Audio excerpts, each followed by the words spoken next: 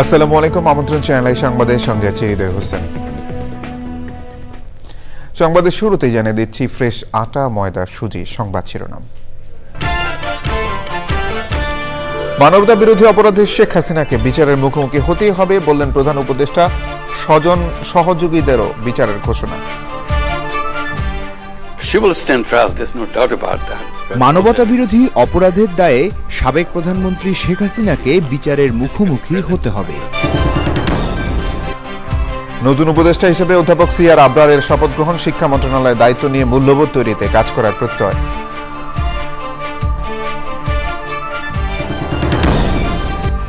গাজীপুরে কলেজ শিক্ষার্থী হৃদয় হত্যায় 5 পুলিশের বিরুদ্ধে 15 জুন তদন্ত প্রতিবেদনের নির্দেশ। 1 কনস্টেবলকে জিজ্ঞাসাবাদের অনুমতি।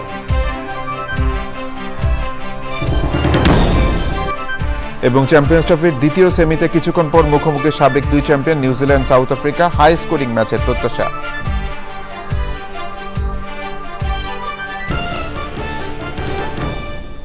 অন্তর্বর্তী সরকারের প্রধান উপদেষ্টা অধ্যাপক ডক্টর মোহাম্মদ ইউনূস বলেছেন, মানবতা বিরোধী অপরাধের অভিযোগে শেখ হাসিনাকে বিচারের মুখোমুখি হতেই হবে। যুক্তরাজ্য ভিত্তিক সংবাদ মাধ্যম স্কাই নিউজকে দেওয়া এক সাক্ষাৎকারে তিনি আরও বলেন, শেখ হাসিনার সঙ্গে তার স্বজন ও সহযোগীদেরও বিচার করা হবে। মুস্তাফা মল্লিকার রিপোর্ট। বিবিসি বাংলার পর আরও একটি আন্তর্জাতিক গণমাধ্যমে সাক্ষাৎকার দিয়েছেন অন্তর্বর্তী সরকারের প্রধান উপদেষ্টা ডক্টর মোহাম্মদ ইউনূস। স্কাই নিউজের ওয়েবসাইট ও ইউটিউবে সাক্ষাৎকারটি প্রকাশ পেয়েছে বুধবার। সাক্ষাৎকারে শেখ হাসিনার বিচার, ভারতে অবস্থান, আয়নাঘর ও নির্বাচন সহ নানা ইস্যুতে কথা বলেন অধ্যাপক ইউনূস। মানবতা বিরোধী অপরাধের দায়ে সাবেক প্রধানমন্ত্রী শেখ হাসিনাকে বিচারের মুখোমুখি হতে হবে। শুধু হাসিনার নয়, তার সঙ্গে জড়িত সকল লোক, তার পরিবারের সদস্য, তার ক্লায়েন্ট বা সহযোগীদেরও বিচার হবে। হাসিনাকে ফেরত চেয়ে আনুষ্ঠানিক চিঠি পাঠিয়েছি, কিন্তু নয়াদিল্লি থেকে এখনো কোনো আনুষ্ঠানিক প্রতিক্রিয়া পাওয়া যায়নি। হাসিনা অবশ্যই আদালতের মুখোমুখি হবেন, আর সেটা সশরীরে বাংলাদেশে উপস্থিত থেকে হোক বা অনুপস্থিতিতে ভারত থেকেই হোক। গত 15 বছর ধরে ভিন্ন মতের উপর কিভাবে অত্যাচার, নিপীড়ন চালানো হয় তা তুলে ধরেন অধ্যাপক ইউনূস। আয়নাঘরে যা দেখেছি তাতে আমি হতবাক। এটি সবচেয়ে কুৎসিত জিনিস যা আপনি দেখতে পারেন, আপনি অনুভব করতে পারেন বা আপনি পর্যবেক্ষণ করতে পারেন। সাক্ষাৎকারে অধ্যাপক ইউনূস আরও বলেন, অপরাধের সঙ্গে জড়িত মানুষের সংখ্যা এবং পরিসর বেশ বড়, এজন্য কাজ করতে সময় লাগছে। Mustafa Mallik, channel I, Dhaka. অন্তর্বর্তী সরকারের পরিসর বাড়ল। নতুন করে উপদেষ্টা হিসেবে শপথ নিয়েছেন অধ্যাপক চৌধুরী রফিকুল আবরার। তাকে শিক্ষা মন্ত্রণালয়ের দায়িত্ব দেওয়া হয়েছে। দায়িত্ব নিয়ে গণমাধ্যমকে সিআর আবরার বলেছেন, তিনি মূল্যবোধ তৈরিতে কাজ করে যাবেন। বিস্তারিত জানাচ্ছেন রফিকুল বাশার। ঢাকা বিশ্ববিদ্যালয়ের আন্তর্জাতিক সম্পর্ক বিভাগের শিক্ষক এবং শরণার্থী ও শ্রম অভিবাসন বিষয় বিশেষজ্ঞ অধ্যাপক সিআর আবরার বঙ্গভবনে রাষ্ট্রপতি মোহাম্মদ শাহাবুদ্দিন অন্তর্বর্তী সরকারের নতুন উপদেষ্টা হিসাবে তাকে শপথ বাক্য পাঠ করান। রাষ্ট্রপতির কাছে শপথ নিয়ে শিক্ষা মন্ত্রণালয়ে আসেন নতুন উপদেষ্টা। আগের শিক্ষা উপদেষ্টা এবং বর্তমান পরিকল্পনা উপদেষ্টা অধ্যাপক ডক্টর ওয়াহিদ উদ্দিন মাহমুদ মন্ত্রণালয়ের বিভিন্ন কাজ সম্পর্কে তাকে জানান। সংশ্লিষ্ট কর্মকর্তারা সে সময় ছিলেন। দায়িত্ব নিয়ে পরিকল্পনার কথা জানান নতুন উপদেষ্টা। বলেন, বিজ্ঞান ও প্রযুক্তির উন্নয়ন, সামাজিক ন্যায় বিচার প্রতিষ্ঠা এবং মূল্যবোধ তৈরিতে কাজ করবেন তিনি। আমি এমন এক শিক্ষা ব্যবস্থার কথা ভাবি যা হবে ব্যক্তির কর্মদক্ষতা অর্জন, আত্ম উন্নয়নের উপযুক্ত পথ, যা হবে আর্থসামাজিক উন্নয়ন ও বিজ্ঞান প্রযুক্তি ভিত্তিক উৎকর্ষে সহায়ক, এবং যা হবে সামাজিক ন্যায় বিচার প্রতিষ্ঠার লক্ষ্যে মূল্যবোধ সম্পন্ন নাগরিক তৈরির উপায়। এই দায়িত্বকে চ্যালেঞ্জ হিসেবে নিয়েছেন বলে জানান অধ্যাপক সিআর আবরার। অনেক কিছুই আছে যেগুলো হয়তো 8-10 মাসের মধ্যে যায় সরকারের মেয়াদকালীন সময়, যেটা বললেন যে ছোট ছোট বিভিন্ন জায়গায় নানান রকমের রাষ্ট্র হয়তো আছে, সেগুলোকে ঠিক করে সেটাকে কার্যকর করা, দ্যাট ইজ দ্য গোল। সবার সহযোগিতায় শিক্ষা খাতের সমস্যা সমাধান, বৈষম্যমুক্ত সমাজ গঠনে কাজ করবেন বলেও জানান নতুন উপদেষ্টা। Rafiqul Bashar, channel I, Dhaka. July August আন্দোলনের সময় গাজীপুরের কোনাবাড়িতে কলেজ শিক্ষার্থী হৃদয় হত্যার অভিযোগে মামলার 5 পুলিশ সদস্যের বিরুদ্ধে 15 জুন তদন্ত প্রতিবেদন দাখিল করার নির্দেশ দিয়েছেন আন্তর্জাতিক অপরাধ ট্রাইব্যুনাল। তাদের মধ্যে কনস্টেবল আকরাম হোসেনকে 11 মার্চ জিজ্ঞাসাবাদের জন্য তদন্ত সংস্থাকে অনুমতি দিয়েছেন আদালত। সকালে গাজীপুরের কোনাবাড়ি থানার সাবেক ওসি, জেলা গোয়েন্দা পুলিশের পরিদর্শক ও 3 কনস্টেবলকে ট্রাইব্যুনালে হাজির করা হয়। আসামিরা হলেন কোনাবাড়ি থানার সাবেক ওসি KM আশরাফ উদ্দিন, গাজীপুর জেলা গোয়েন্দা পুলিশের পরিদর্শক মোহাম্মদ শফিকুল ইসলাম, কনস্টেবল আকরাম হোসেন, ফাহিম হাসান ও মাহমুদুল হাসান সজীব। গত বছরের 5 আগস্ট কোনাবাড়িতে কলেজ শিক্ষার্থী মোহাম্মদ হৃদয়কে হত্যার ঘটনায় জড়িত থাকার অভিযোগে তাদের প্রসিকিউশনের আবেদনের পরিপ্রেক্ষিতে আন্তর্জাতিক অপরাধ ট্রাইব্যুনালের জারি করা পরোয়ানা বলে আসামিদের গ্রেফতার করা হয়।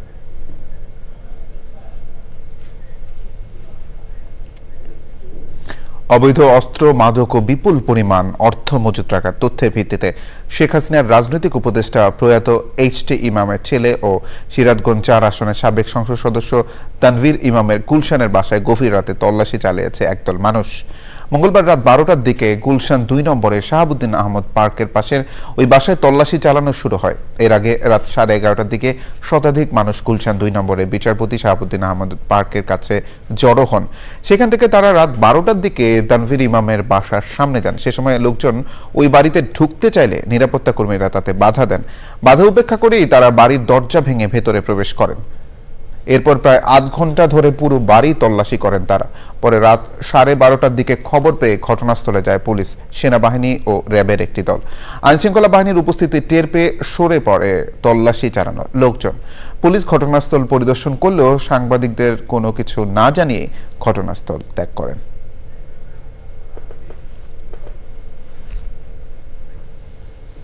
রাজধানী সহ দেশের বিভিন্ন স্থানে ভূমিকম্প অনুভূত হয়েছে। বেলা 11:36 এই ভূমিকম্প হয়।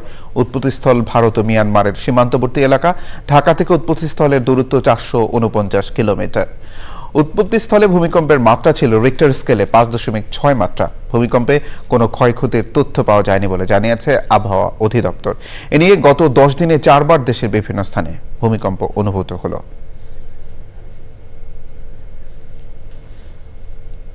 এবারে আয়োজন ICC চ্যাম্পিয়ন্স ট্রফি। ক্রিকেটের আসর চ্যাম্পিয়ন্স ট্রফির দ্বিতীয় সেমিফাইনালে লাহোরে কিছুক্ষণ পর মুখোমুখি হচ্ছে সাউথ আফ্রিকা ও নিউজিল্যান্ড। প্রোটিয়া ব্ল্যাক ক্যাপসদের সেমিফাইনাল নিয়ে বিশ্লেষণ করতে স্টুডিওতে আছেন জাতীয় দলের ক্রিকেটার এহসানুল হক সেজান। তাকে স্বাগত জানাচ্ছি। সেজান, কেমন আছেন? আচ্ছা, আজকের যে সেমিফাইনালটি হবে সেই সেমিফাইনালের এবং সামনে যে ফাইনাল আছে, এই দুটি বিষয়ে আপনার কাছ থেকে প্রেডিকশন জানতে চাই। Very critical to be honest. যে সেমিফাইনালটা আসলে অনেকটাই ভেরি সিমিলার দুটো টিমের সাথে খেলা, সাউথ আফ্রিকা এবং নিউজিল্যান্ড। তারা কিন্তু খুব মানে একই স্ট্র্যাটেজিতে ক্রিকেট খেলে। বিশেষ করে তারা অনেক বড় রান করতে চায় এবং পেস বোলার দিয়ে তাদেরকে একটা বড় অ্যাটাক তাদের আমরা দেখতে পারি। সো ফরমেশন ওয়াইজ দুটা টিমই আসলে খুবই সামঞ্জস্যপূর্ণ। এবং যদিও আমি বলি যে স্পিনার অ্যাটাকটা আমি নিউজিল্যান্ডের স্পিন অ্যাটাকটা বিশেষ করে স্যাকনারের একটা আধিপত্য এই খেলায় আমরা দেখতে পারি বিকজ অফ বড় একটা ম্যাচ। এবং এই ম্যাচে যে আসলে স্পিন ডিপার্টমেন্ট অনেকটাই বেশি কার্যকরিত হবে। লাহোরের গ্রাউন্ডটা অনেকটাই স্পিন নির্ভরশীল। সো স্পিন একটা যার ভালো, যারটা ম্যাচিউর মানে এক্সপিরিয়েন্স, সেটাই আসলে অনেকটা প্রেডিক্ট করা যায়। এটা আর বড় স্কোরের ম্যাচ হবে মনে হচ্ছে। আর এই দুইটা ম্যাচ মানে দুইটা টিমই কিন্তু বড় স্কোরিং ম্যাচ খেলায় বিকজ অফ তাদের টপ অর্ডার। যদি আমি বলি, টপ অর্ডাররা তাদের ভালো ক্রিকেট খেলতে চায়। বিশেষ করে সাউথ আফ্রিকার Klaasen is a very good contender. Stops রয়েছে, দেন হেনরি রয়েছে। এরা কিন্তু আমার কাছে মনে হয় যে বড় রান করার একটা প্রবণতা রাখে। মিলার অর্ডারের একটা ভালো একটা পার্টনারশিপ দিয়ে যায় আর কি। পক্ষান্তরে যদি দেখি, কনভয়ের উপরে অনেকটা ডিপেন্ড করবে যে নিউজিল্যান্ড কেমন খেলছে। হি ইজ এক্সপিরিয়েন্স, বাট আমার কাছে মনে হয় he is out of form বলবো না, কিছুটা ফর্মহীনতা রয়েছে, বাট হি ইজ এক্সপিরিয়েন্স, তার উপর আসলে অনেকটাই ডিপেন্ড করবে। এবং লাথাম তারা রানে রয়েছে। সো এই দুজন প্লেয়ারের নাম আমি বলতে পারি। সেই দুজন প্লেয়ারের আমার মনে হয় একটা কি পয়েন্ট হতে পারে। সাথে নিউজিল্যান্ডের আমি মনে করি যে স্যাকনার ইজ এ ম্যান। আরেকটি প্রশ্ন, যে এই একটা বড় টুর্নামেন্ট হয়ে গেল প্রায় শেষের দিকে, এই টুর্নামেন্ট থেকে ক্রিকেট বিশ্ব নতুন কিংবা পজিটিভ কিছু পেল কিনা আপনার কি মনে হয়? আমার কাছে খুব একটা নতুন কিছু দেখতে পাইনি, কোনো ডাইমেনশন আসলে কোনো সময় চেঞ্জ হয় না। সাপোজ একটা বেঞ্চমার্ক যে হচ্ছিল যে না 400 ক্রস হবে, আমরা সবসময় আজ থেকে 2 বছর আগে কিন্তু মনে করেছিলাম যে এই চ্যাম্পিয়ন্স ট্রফিতে হয়তো বা 400 বেঞ্চমার্ক ক্রিকেট হবে, সেটা কিন্তু আমরা দেখতে পাই না। খুব ট্রেডিশনাল ক্রিকেট হয়েছে, 250 টু 300-এর মধ্যে রান করতে পারলেই অনেকটা সেফ জোনে চলে গেছে। খুব একটা নতুন ক্রিকেট কিন্তু আমরা এই চ্যাম্পিয়ন্স ট্রফি থেকে পাইনি। ওকে, আপনাকে অনেক ধন্যবাদ আমাদের স্টুডিওতে আসার জন্য এবং অভিজ্ঞ মতামত দেওয়ার জন্য। ধন্যবাদ।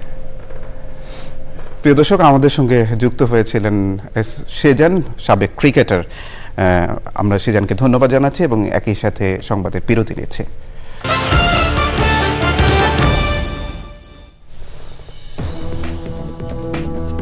বিরতির পর আবার আমন্ত্রণ চ্যানেল সংবাদ। বিএনপি স্থায়ী কমিটির সদস্য আমির খসরু মাহমুদ চৌধুরী বলেছেন, শেখ হাসিনার শাস্তি বিচারিক প্রক্রিয়ায় হবে, এর সাথে নির্বাচনের কোনো সম্পর্ক নেই। রাজধানীতে এক অনুষ্ঠান শেষে তিনি বলেছেন, আওয়ামী লীগের যারা অন্যায়ের সাথে জড়িত তাদেরও বিচার হবে। দিন যাচ্ছে আর সংকট বাড়ছে, কারণ অন্তর্বর্তী সরকার জনগণের প্রতিনিধি নয়। তিনি আরও বলেছেন, নির্বাচিত সরকার আসলে সংকট অনেকটাই কেটে যাবে।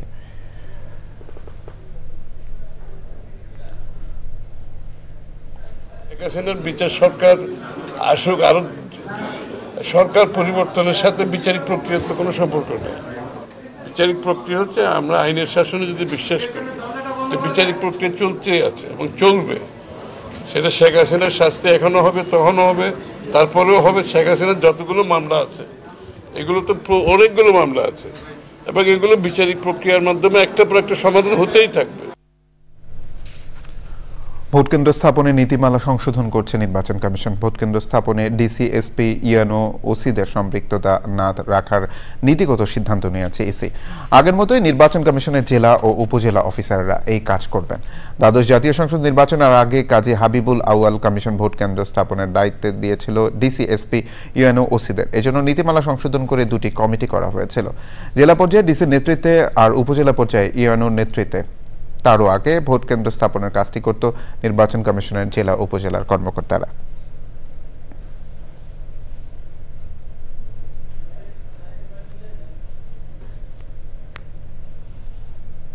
দেশের সব সেক্টরে নিয়োগে ঢাকা বিশ্ববিদ্যালয় ও ঢাকা কেন্দ্রিকতা বন্ধ এবং বিকেন্দ্রীকরণের দাবিতে রাজশাহী বিশ্ববিদ্যালয় এলাকায় রেলপথ অবরোধ করেছেন শিক্ষার্থীরা। বেলা 11:30টায় বিশ্ববিদ্যালয়ের সমন্বয়ক সালাউদ্দিন আম্মারের নেতৃত্বে শিক্ষার্থীরা বিশ্ববিদ্যালয়ের স্টেশন বাজার এলাকায় রেলপথ অবরোধ করেন। সে সময় আন্দোলনকারীরা বলেন, ইউজিসি থেকে শুরু করে উপদেষ্টা নিয়োগে সব জায়গায় ঢাকা ও ঢাকা বিশ্ববিদ্যালয়ের আধিপত্য। ঢাকা কেন্দ্রিকতার বাইরে সারা দেশে নিয়োগের সমতা দাবি করেন তারা।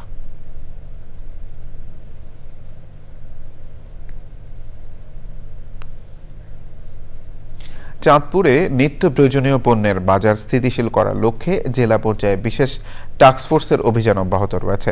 শহরের বড় পাইকারি ও খুচরা বাজার পালবাজার এলাকায় ভ্রাম্যমাণ আদালত পরিচালনা করেন জেলা প্রশাসনের সহকারী কমিশনার ও নির্বাহী ম্যাজিস্ট্রেট মোহাম্মদ জাকারিয়া হোসেন। এ সময় কৃত্রিম উপায়ে বাজারে ভোজ্য তেলের সংকট, মূল্য তালিকা না থাকা ও পণ্যের দাম বেশি রাখা সহ বিভিন্ন অপরাধে 3 প্রতিষ্ঠানকে 23,000 টাকা অর্থদণ্ড করা হয়। অভিযানে জেলা প্রশাসনের সহকারী কমিশনার ও নির্বাহী ম্যাজিস্ট্রেট মোহাম্মদ রহমতুল্লাহ, ক্যাব চাঁদপুর জেলা শাখার দপ্তর সম্পাদক মোহাম্মদ বিপ্লব সরকার সহ অন্যরা উপস্থিত ছিলেন।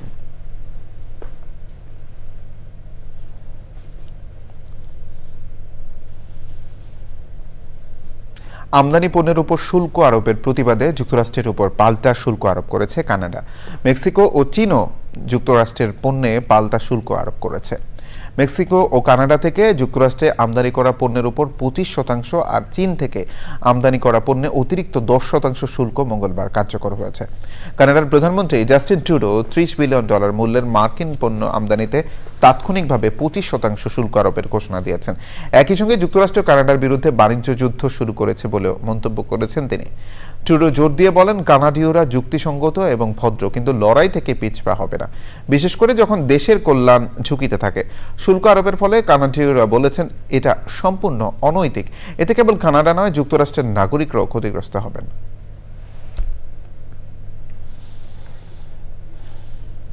ফিলিস্তিনের গাজা উপত্যকা পুনর্গঠনে আরব দেশগুলোর বৈঠকে মিশরের প্রস্তাবিত পরিকল্পনাকে স্বাগত জানিয়েছেন ফিলিস্তিনের প্রেসিডেন্ট মাহমুদ আব্বাস। গাজা উপত্যকা পুনর্গঠনে মার্কিন প্রেসিডেন্ট ডোনাল্ড ট্রাম্পের দেওয়া প্রস্তাবের বিকল্প প্রস্তাব গ্রহণ করেছেন আরব দেশগুলোর নেতারা। মঙ্গলবার কায়রোতে জরুরি আরব সম্মেলনে গাজার বাসিন্দাদের বাস্তুচ্যুত না করে গাজা সিটিকে উপকূলীয় পর্যটন শহর গড়ে তুলতে $5,300 কোটি সহায়তার প্রস্তাব দেওয়া হয়।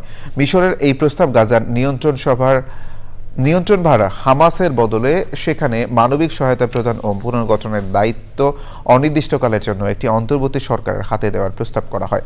মিশরে দেয়া এই পরিকল্পনা সর্বসম্মতভাবে গৃহীত হয়েছে। সম্মেলনের সমাপনী বক্তব্যে মিশরের president Abdel Fattah al CC এই কথা জানিয়েছেন।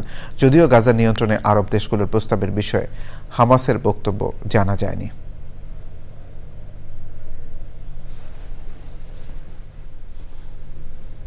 নিটোল টাটা কৃষি সংবাদ।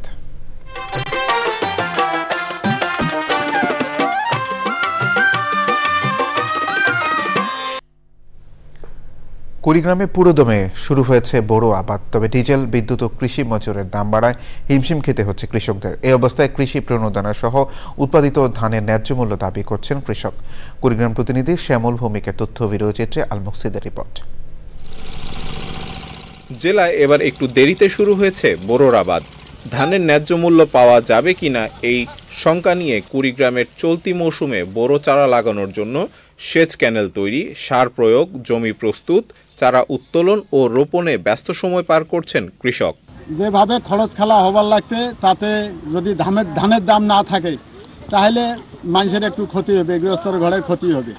যাই হোক, সরকারের কাছে দাবি যেন একটু সুদৃষ্টি দেয়, ধানের দাম যেন ন্যায্য মূল্য আমরা পাই। সার পাচ্ছি না ঠিক মতন এবং কামলার দাম বাড়ছে, এখন আগের চেয়ে অনেক দাম বৃদ্ধি হওয়ার কারণে খরচ বেশি করতেছে। জেলার নাগেশ্বরী, উলিপুর, চিলমারি, কুড়িগ্রাম সদর সহ 9 উপজেলাতেই চলছে বোরো চারা লাগানোর ভরা মৌসুম। 1,40,000 থেকে 50,000 টাকার মতন খরচ যায়, আর ধানের বাজার যেটা তাতে আমাদের লস হয়ে যায়। এবার যে তেল সারের দাম, এই তেল সার কিনিয়ে এবার যে আবাদ করা হবে খুব রিস্ক হবে আমাদের জন্য। মাঠ পর্যায়ে কৃষি বিভাগের কর্মকর্তারা কৃষকদের সার্বক্ষণিক পরামর্শ দিচ্ছে বলে জানান কৃষি বিভাগের এই কর্মকর্তা। আমাদের মাঠ পর্যায়ে যে কর্মকর্তাগণ রয়েছেন, আমরা সার, বীজ এবং সেচ সুবিধা সহ সবকিছু সেবা তাদের দোরগোড়া পৌঁছে দেওয়ার জন্য কাজ করে যাচ্ছি। আবহাওয়া অনুকূলে থাকলে ভালো ফলনের আশা করছে কৃষক ও কৃষি বিভাগ। আল মুকসিদ, চ্যানেল আই। প্রকৃতি সংবাদ।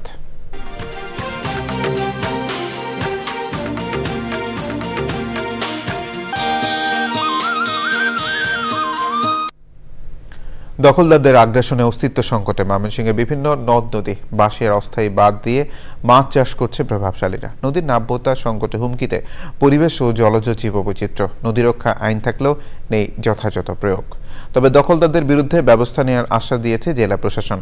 ময়মনসিংহ প্রতিনিধি শেখ মহিউদ্দিন আহমেদের তথ্য ও ক্যামেরা পার্সন নাজিমউদ্দিন সাইদের চিত্রে আফরোজা হাসির রিপোর্ট। নাব্যতা সংকটের অজুহাতে ময়মনসিংহের অধিকাংশ নদ নদীতে চলছে দখল ও দূষণের মহোৎসব। নদীতে ঘের দিয়ে চলছে মাছ চাষ। অভিযোগ, মাছের খাদ্য হিসেবে ব্যবহার করা হচ্ছে গরু মুরগির মৃতদেহ। এতে পানি দূষণের পাশাপাশি বিপন্ন নদীর বাস্তুতন্ত্র। বাড়ছে জনস্বাস্থ্য ঝুঁকিও।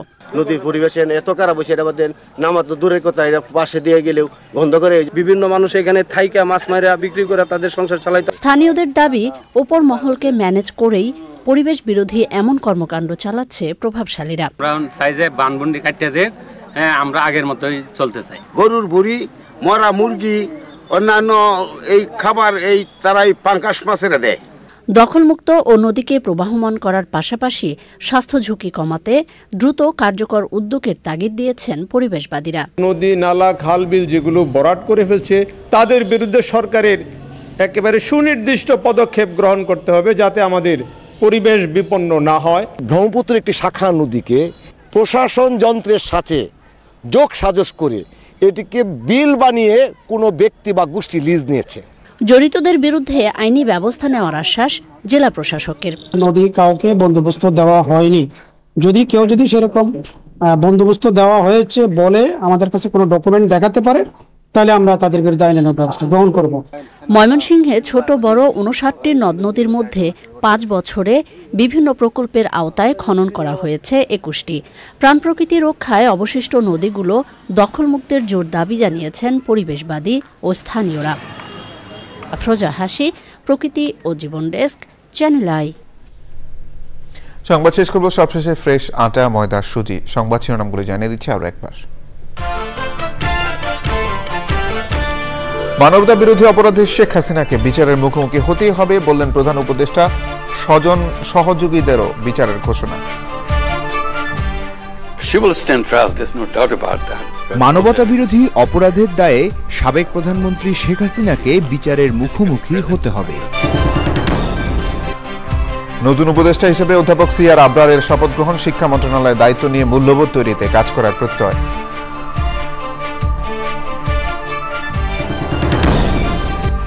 গাজীপুরে কলেজ শিক্ষার্থী হৃদয় হত্যায় 5 পুলিশের বিরুদ্ধে 15 জন তদন্ত প্রতিবেদনের নির্দেশ। 1 কনস্টেবলকে জিজ্ঞাসাবাদের অনুমতি।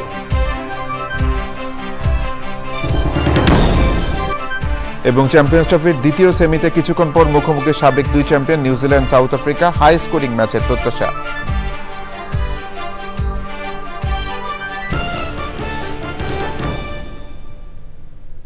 এই ছিল সংবাদ আয়োজন। ধন্যবাদ সবাইকে।